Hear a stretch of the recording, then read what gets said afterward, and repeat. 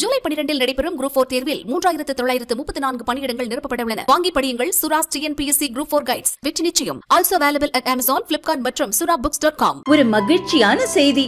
இதயம் நல்லெண்ணெயின் விலை லிட்டருக்கு ரூபாய் 105 குறைஞ்சிருக்கு. செப்டம்பர் 2023ல 1 லிட்டர் இதயம் நல்லெண்ணெயின் அதிகபட்ச விலை ரூபாய் 503. ஆனா இப்ப 1 லிட்டர் இதயம் நல்லெண்ணெயின் விலை ரூபாய் 398 மட்டும்தான் தமிழ்நாட்டுல. அப்ப இனிமே எல்லாரும் இதயம் நல்லெண்ணெய் வாங்கலாம் இல்ல? வணக்கம். செய்திச் சுருக்கம். பாகிஸ்தான் தாக்கினால் பேரழிவை சந்திக்க நேரிடும். யாரும் மத்தியஸ்தம் செய்ய தேவையில்லை. பகல்காமில் பாகிஸ்தான் பயங்கரவாத தாக்குதலுக்கு பதிலடியாக இந்தியா ஆபரேஷன் சிந்தூரை நடத்தியது. இந்தியா பாகிஸ்தானிடையே அதிகரித்த பதற்றத்தை தணிப்பது தொடர்பாக பிரதமர் மோடியிடம் அமெரிக்க துணை அதிபர் JD வான்ஸ் தொலைபேசியில் பேசியுள்ளார். அப்போது பிரதமர் மோடி, பாகிஸ்தான் மீண்டும் தாக்குதலில் ஈடுபட்டால் வலுவான பதிலடி கொடுக்கப்படும், அதன் விளைவுகள் மோசமானதாக இருக்கும் என்று தெரிவித்துள்ளார். பயங்கரவாதிகளையும் அவர்களின் முகாம்களையும் அழிப்பதையும் ஆபரேஷன் சிந்தூர் மூலம் இந்திய ஆயுதப்படைகள் செய்திருக்கின்றன. சிந்து நதிநீர் ஒப்பந்தம் எல்லை தாண்டிய பயங்கரவாதத்துடன் தொடர்புடையது. இந்தியாவுக்கு எதிரான பயங்கரவாதத்தை பாகிஸ்தான் ஆதரிக்கும் வரை சிந்து நதிநீர் ஒப்பந்தமும் நிறுத்தி வைக்கப்படும்.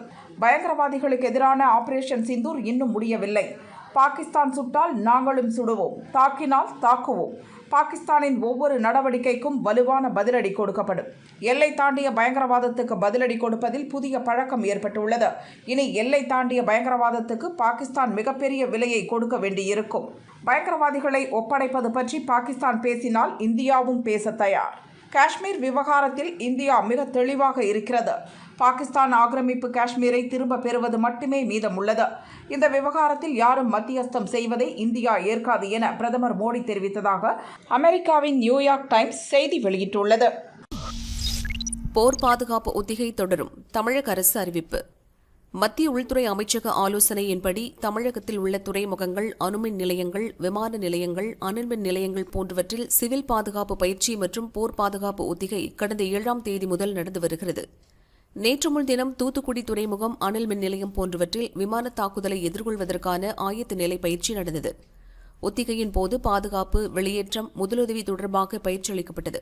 இந்நிலையில் இந்தியா பாகிஸ்தான் இடையே போர் நிறுத்த ஒப்பந்தம் ஏற்பட்டுள்ளது. எனினும் தமிழகத்தின் முக்கிய இடங்களில் போர் பாதுகாப்பு ஒத்திகை தொடரும் என தமிழக அரசு அறிவித்துள்ளது. தமிழகத்தில் உள்ள முக்கிய அணைகள், நீர்த்தேக்கங்களில் அடுத்த வாரம் சிவில் பாதுகாப்பு பயிற்சி மற்றும் ஒத்திகை நடத்தப்படும். வாரத்தின் 2ஆம் பாதையில் சென்னை மாநகராட்சி கமிஷனர், மாவட்ட கலெக்டர்களால் தேர்ந்தெடுக்கப்பட்ட பகுதிகளில் ஒத்திகை பயிற்சி நேரடியாக நடத்தப்படும். இந்த ஒத்திகை பயிற்சியை மாநில அவசரகால செயல்பாட்டு மையம் மற்றும் மாவட்ட அவசரகால செயல்பாட்டு மையங்கள் ஒருங்கிணைந்து நடத்தும். இப்பயிற்சி முக்கிய இடங்களில் ஆயத்த நிலையை சரிபார்த்துக் கொள்வதற்கான ஒத்திகை மட்டுமே. மற்ற இடங்களில் அனைத்து செயல்பாடுகளும் வழக்கம் போல இயங்கும். இப்பயிற்சி குறித்து பொதுமக்கள் எவ்வித பதற்றமோ அச்சமோ கொள்ள தேவையில்லை என்றும் தமிழக அரசு தெரிவித்துள்ளது. கூட்டணியை நான் முடிவு செய்வேன், நீங்கள் கவலைப்பட வேண்டாம். ராமதாஸ் பரபரப்பு பேச்சு. செங்கல்பட்டு மாவட்டம் மாமல்லபுரம் அடுத்த திருவிடந்தையில் வன்னியர் இளைஞர் சங்கம் சார்பில் சித்திரை முழுநிலவு மாநாடு நடந்தது. இதில் பாமக நிறுவனர் ராமதாஸ் பங்கேற்று பேசினார். இவ்வளவு நாள் என்னுடைய பேச்சை கேட்டீர்கள், இளைய மறந்தீர்கள். நம்ம ஆளுங்க, நம்ம பொறுப்பில் இருக்கிறவங்க வேறு வேறு வேலைக்கு போயிட்டாங்க. என்ன தனியாக நின்று யானை சின்னத்தில் நின்று 4 தொகுதிகளை வெற்றி பெற்றோம். அன்று 4 தொகுதிகளை வெற்றி பெற்றோம். இன்று கூட்டணியிலே சேர்ந்து 5 தொகுதியில் வெற்றி பெற்றோம். இது நமக்கு வெக்கமாக இல்லையா? அசிங்கமாக இல்லையா? கோபம் வரலையா? கோபம் வரலையா? ஏன்னா அவன் நம்மாளையே காட்டி கொடுத்துட்டான். நம்மால் நமக்கே ஓட்டு போடலை. என்ன செய்யுது? அதனாலே இனி அப்படி இருக்கக்கூடாது. அப்படி நீங்கள் ஏதாவது இருந்தீர்கள் வந்தால் உங்கள் ஒவ்வொருவருடைய கணக்கையும் முடித்து விடுவேன்.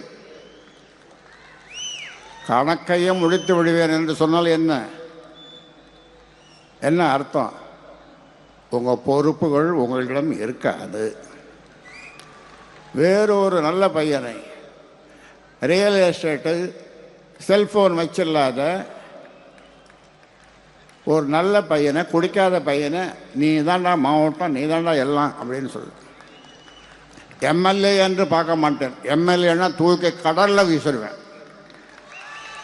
இந்த வங்க கடல் அல்லது ஏதாவது ஒரு கடல், அதோடு அவன் போனான். இந்த 3 எழுத்து போட்டுன்னு பழைய இது முடிஞ்ச பிறகு இது முடிய போகுது. அதன் பிறகு போட்டுன்னு வீட்டில் இருப்பான். ஏனென்றால் உங்களுடைய கணக்கு பார்க்கப்படுகிறது. உங்களுடைய கணக்கு, உங்களை பற்றிய கணக்கு எடுக்கப்படுகிறது. சும்மா ஏமாத்திட்டு நான் கோட்டைக்கு போவேன்னா எங்கே போகிறது? கோட்டை போய் கிட்ட நின்று வெளியில் நின்று பார்த்துட்டு வரலாம். உங்களை நம்பி தேர்தலில் இறங்கினால் அவ்வளோ. சில பேர் கேட்கலாம், எங்கே கூட்டணின்னா, கூட்டணி பற்றி முடிவு செய்வதற்கு நான் இருக்கிறேன், நான் முடிவு செய்வேன். அதை பற்றி நீ ஒன்றும் கவலைப்பட வேணாம். உனக்கு சீட்டு கிடைக்கணும், நீ எம்எல்ஏ ஆகணும்னா நாளையிலிருந்து போய் கூட உழை. ஏனென்றால் உன்னுடைய உழைப்பை பற்றிய கணக்கு எடுக்கப்படுகிறது. மறைமுகமாக சமூக முன்னேற்ற சங்கத்தின் மூலமாக எடுக்கப்படுகிறது. அதனால் இந்த கணக்கில் இருந்து நீங்கள் தப்பிக்க முடியாது. காக்கா பிடிச்சா ஒன்றும் நடக்காது. கா கா கா கத்தலாம். அது வீட்டு முன்னால் நின்று கத்து, காக்கா காக்கா காக்கான்னு கத்து. ஆனால் உனக்கு ஒன்றும் கிடைக்காது. கிடைச்சதை வச்சுட்டு பொழைச்சிக்கோ. கட்சி துவங்கிய ஒரே ஆண்டில் விஜய்க்கு பெருகிய ஆதரவு, சர்வேயில் வெளிவந்த அதிர்ச்சி தகவல்கள். நடிகர் விஜய் தமிழக வெற்றிக் கழகம் எனும் கட்சியை கடந்த ஆண்டு பிப்ரவரியில் தொடங்கினார். சினிமாவில் உச்சத்தில் இருக்கும் சமயத்தில் கட்சி தொடங்கியதால் ரசிகர்கள், இளைஞர்கள் தரப்பில் ஏகோபித்த ஆதரவு எழுந்தது. இதையே தமிழகம் முழுதும் ஓட்டாக மாற்றி ஆட்சிக் கட்டிலில் அமர திட்டமிட்டு அரசியல் களமாடி வருகிறார் விஜய். இதனால் கட்சி தொடங்கி ஓராண்டு கடந்துவிட்ட போதும் இடையில் வந்த இடைத்தேர்தல்களை புறக்கணித்து 2026 சட்டசபை தேர்தலே தனது இலக்கு என ஒரே இலக்கை நோக்கி பயணிக்கிறார். சட்டசபை தேர்தல் அடுத்த ஆண்டு நடக்கவுள்ள நிலையில் மக்களின் மனநிலை எப்படி உள்ளது என்பதை அறிய மும்பையை சேர்ந்த தனியார் நிறுவனம் ஒன்று சர்வே எடுத்துள்ளது. இதில் பல அதிர்ச்சிகரமான முடிவுகள் கிடைத்துள்ளன. தமிழகத்தில் உள்ள 234 சட்டசபை தொகுதிகளில் திமுக கூட்டணி, அதிமுக கூட்டணி, தவேக தனித்து போட்டியிட்டால் எந்த கட்சிக்கு உங்கள் ஓட்டு என மக்களிடம் கேட்கப்பட்டது. இதற்கு அவர்கள் அளித்த பதிலின் அடிப்படையில் தவேக 95 முதல் 105 தொகுதிகளை கைப்பற்றும் என்று தெரிவிக்கப்பட்டுள்ளது. திமுக 75 முதல் 85 தொகுதிகளையும், அதிமுக 55 முதல் 65 தொகுதிகளையும், நாம் தமிழர் மற்றும் இதர கட்சிகள் 5 முதல் 10 தொகுதிகளை கைப்பற்றும் என்றும் கூறப்பட்டுள்ளது. ஓட்டு சதவீதம் அடிப்படையில் தவேக 34.55% ஓட்டுகளை அள்ளும் என்று சர்வே முடிவு சொல்கிறது.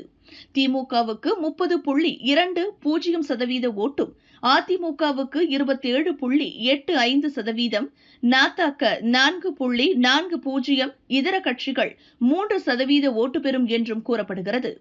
முதல்வர் வேட்பாளர் என்ற அடிப்படையில் ஸ்டாலினுக்கு 18.6% ஆதரவும், விஜய்க்கு 39.4% ஆதரவும் கிடைத்துள்ளது. பழனிசாமிக்கு 18.6%, அண்ணாமலைக்கு 4.7%, இதர கட்சி வேட்பாளர்களுக்கு 4.4% ஆதரவும் கிடைத்துள்ளது. ஜாதி அடிப்படையில் எடுக்கப்பட்ட சர்வேயில் முக்குளத்தோர் சமுதாயத்தில் அதிமுகவுக்கு 44.2%, தவேகாவுக்கு 34.5%, திமுகவுக்கு 17.3% ஆதரவு உள்ளது. வன்னிய ஜாதியில் தவேகாவுக்கு 39.5% ஆதரவும், அதிமுகவுக்கு 36.2%, திமுகவுக்கு 19% ஆதரவும் கிடைத்துள்ளன. வெள்ளாளர் கவுண்டர் ஜாதியில் அதிமுகவுக்கு 35.8%, தவேகாவுக்கு 35.3%, திமுகவுக்கு 20.5% ஆதரவும் கிடைத்துள்ளன. புதிதாக கட்சி தொடங்கிய ஓராண்டுக்குள் விஜயின் தவேகாவுக்கு அதிக ஆதரவு இருப்பதாக சொல்லும் இந்த சர்வே தமிழக அரசியல் வட்டாரத்தில் சலசலப்பை ஏற்படுத்தியுள்ளது. ஆற்றில் இறங்கிய கள்ளழகர், விழாக்கோலம் பூண்ட மதுரை. மதுரை மீனாட்சி அம்மன் கோயில் சித்திரை திருவிழா கடந்த ஏப்ரல் 29ஆம் தேதி கொடியேற்றத்துடன் துவங்கியது. தினமும் காலை மாலை வேளைகளில் சுவாமி அம்மன் பல்வேறு வாகனங்களில் வீதி உலா வந்தனர். விழாவின் முக்கிய நிகழ்வான கள்ளழகர் வைகை ஆற்றில் இறங்கும் வைபவம் இன்று நடைபெற்றது. இதற்காக மே 10 அழகர் கோயிலில் இருந்து புறப்பட்டு மதுரை வந்த கள்ளழகருக்கு நேற்று அதிகாலை 3 மாவடியில் எதிர் சேவை நடந்தது. இன்று அதிகாலை கருப்பணசுவாமி கோயில் முன் 1000 பொன் சப்பரத்தில் எழுந்தருளிய கள்ளழகர் மீண்டும் தங்கு குதிரை வாகனத்தில் வைகை ஆற்றை நோக்கி புறப்பட்டார். வழிநெடுகிலும் கள்ளழகர் மீது தண்ணீர் பீச்சி அடித்தும் சர்க்கரை தீபமேற்றியும் பக்தர்கள் வழிபட்டனர்.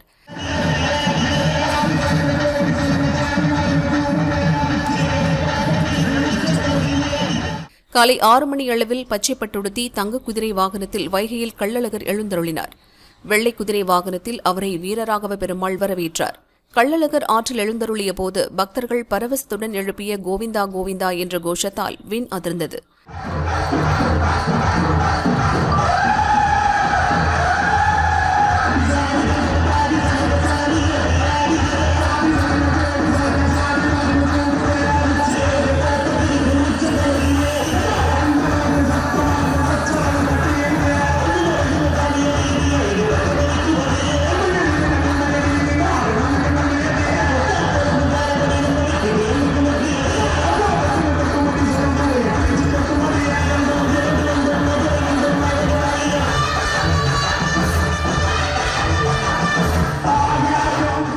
பாதுகாப்பு பணியில் 5000 போலீசார் ஈடுபட்டனர். கள்ளழகர் ஆற்றில் எழுந்தருளும் வைபவத்தில் லட்சக்கணக்கான மக்கள் பங்கேற்றனர். இதனால் மதுரை மாநகரமே விழாக்கோலம் பூண்டது.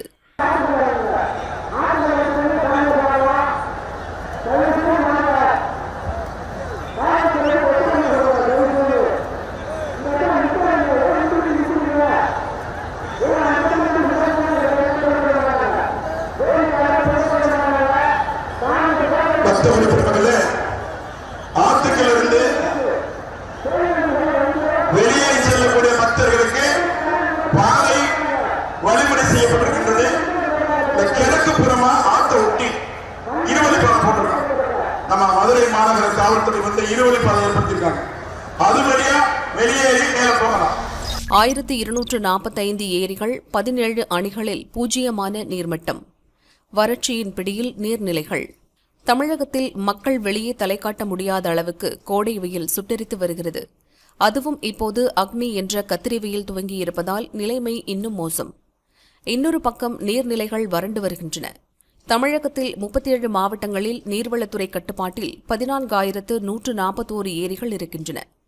அதிகபட்சமாக கன்னியாகுமரி மாவட்டத்தில் 2040 ஏரிகளும், சிவகங்கையில் 1459 ஏரிகளும், மதுரையில் 1340, புதுக்கோட்டையில் 1132 ஏரிகளும் உள்ளன. கடந்த ஆண்டு டிசம்பர் வரை பருவமழை கை கொடுத்ததால் ஜனவரி 1 தமிழகத்தில் 5732 ஏரிகள் 100% முழுமையாக நிரம்பியிருந்தன. 3558 ஏரிகள் 76லிருந்து 99% வரையிலும், 2349 ஏரிகள் 51லிருந்து 75%, 26லிருந்து 50% வரை 1501 ஏரிகளும், 1லிருந்து 25% வரை 816 ஏரிகளும் நிரம்பியிருந்தன. 184 ஏரிகள் மட்டும் அப்போது நீரின்றி இருந்தன. இப்போது கொளுத்தும் கோடை வெயிலால் கடகடவென தண்ணீர் வற்றுவதால் 655 ஏரிகளில் மட்டுமே 100% நீரிருப்பு உள்ளது. 1263 ஏரிகளில் 76லிருந்து 99%, 2650 ஏரிகளில் 51லிருந்து 75% நீரிருப்பு உள்ளது. கிட்டத்தட்ட 1245 ஏரிகள் நீரின்றி வறண்ட நிலையில் உள்ளன. ஏரிகள் தவிர்த்து 90 அணைகள் நீர்வளத்துறை பராமரிப்பில் உள்ளன.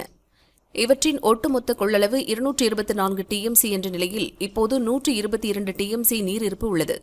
அதிகபட்சமாக சேலம் மேட்டூர் அணையில் 76 TMCயும், ஈரோடு பவானி சாகரில் 10.3, கோவை பரம்பிக்குளத்தில் 5.73 TMC நீரும் இருப்பு உள்ளது. பல்வேறு மாவட்டங்களில் உள்ள 17 அணைகள் நீரின்றி வறண்டு கிடக்கின்றன. கத்திரி வெயிலின் உக்கரத்தால் மேலும் பல ஏரிகள், அணைகள் வறண்டுவிடும் கட்டத்தில் உள்ளன. ஜூன் மாதம் தென்மேற்கு பருவமழை துவங்கினால் மேற்கு தொடர்ச்சி மலையை ஒட்டியுள்ள அணைகளுக்கு நீர்வரத்து கிடைக்கும். அதன்பின் அணைகளின் நீர்மட்டம் படிப்படியாக உயரும் என நீர்வளத்துறையினர் எதிர்பார்க்கின்றனர். மாற்றுத்திறனாளிகள் எதிர்ப்பு, TNPSC நிபந்தனை ரத்து. குரூப் 4 தேர்வுக்கு விண்ணப்பிக்கும் மாற்றுத்திறனாளிகளில் மாற்று எழுத்தர் கோரும் விண்ணப்பதாரர்கள் மாற்றுத்திறனாளி சான்றிதழுடன் அங்கீகரிக்கப்பட்ட அரசு தலைமை மருத்துவர், அறுவை சிகிச்சை நிபுணர் அல்லது அரசு சுகாதார தலைமை கண்காணிப்பாளரிடம் பெற்ற மருத்துவ சான்றிதழை பதிவேற்றம் செய்ய வேண்டும் என கடந்த மாதம் டிஎன்பிஎஸ்சி அறிவித்தது. இதற்கு மாற்றுத்திறனாளிகள் கடும் எதிர்ப்பு தெரிவித்தனர். அதைத் தொடர்ந்து மருத்துவ ஆணையத்தில் பெறப்பட்ட சான்றிதழை பதிவேற்றம் செய்ய வேண்டாம், பழைய முறைப்படி மாற்றுத்திறனாளி சான்றிதழை பதிவேற்றம் செய்தால் போதுமானது என டிஎன்பிஎஸ்சி நிர்வாகம் தெரிவித்துள்ளது. இதுகுறித்து டிஎன்பிஎஸ்சி வெளியிட்ட அறிக்கை, மாற்று எழுத்தர் கோரும் மாற்றுத்திறனாளிகள் மாற்றுத்திறனாளி சான்றிதழை ஆன்லைனில் விண்ணப்பத்தை சமர்ப்பிக்கும் போது பதிவேற்றம் செய்ய வேண்டும். கூடுதலாக வேறு எந்த சான்றிதழையும் பதிவேற்றம் செய்ய வேண்டியதில்லை என தெரிவித்துள்ளது.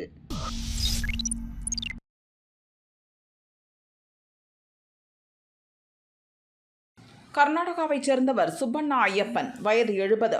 வேளாண் விஞ்ஞானியான இவருக்கு 2022இல் பத்மஸ்ரீ விருது வழங்கி மத்திய அரசு கௌரவித்தது.